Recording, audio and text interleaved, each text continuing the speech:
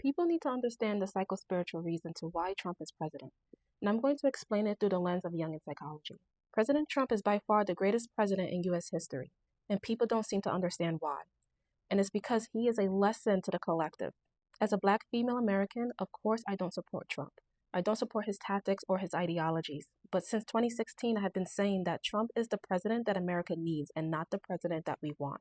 He is a narcissistic man with the emotional intelligence of a 2-year-old having a temper tantrum.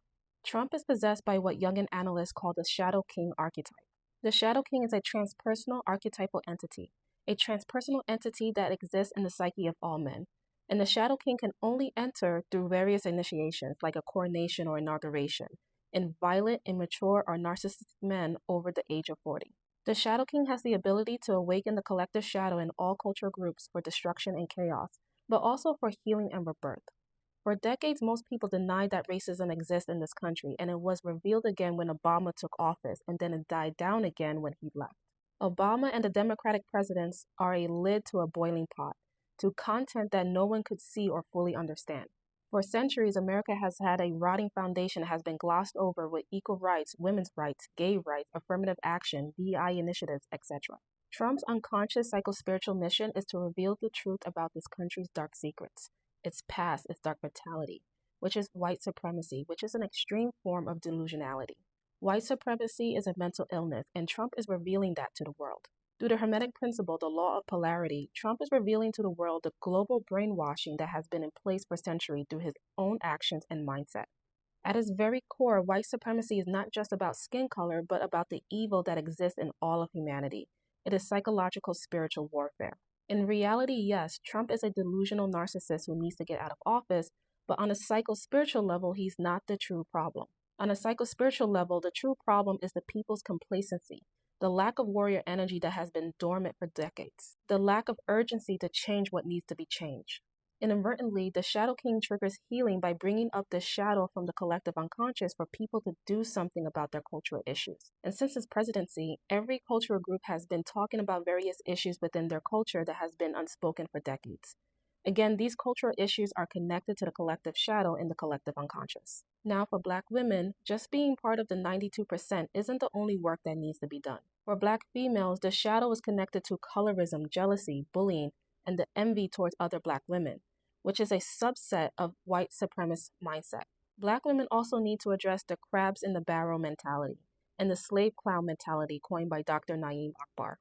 Once that shadow has been healed at a collective level, Black women will be at their most powerful, socially, financially, intellectually, politically, and spiritually. Trump did us a favor when he allowed organizations to reveal their true nature and started firing over 600,000 Black women nationwide. And this is the paradox caused by the Shadow King. Darkness attracts light. And this nationwide action activated what psychologist Joseph Lanham calls the transgenerational resiliency gene in Black women that makes Black women so strong. This is the paradox of white supremacy.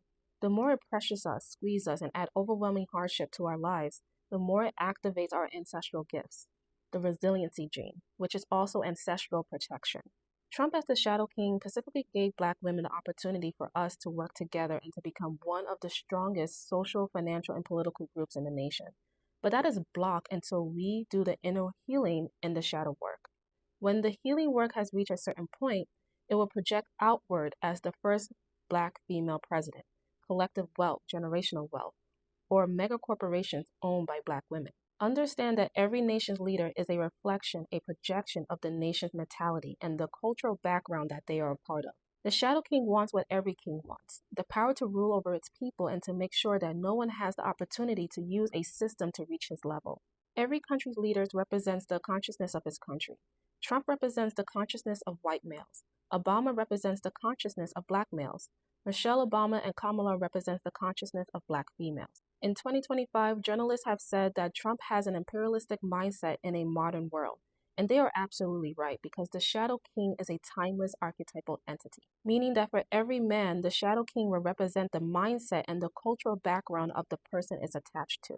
And I want you to remember what Lord Acton once said. Power tends to corrupt, but absolute power tends to corrupt absolutely. So if Trump wants absolute power, let him have it.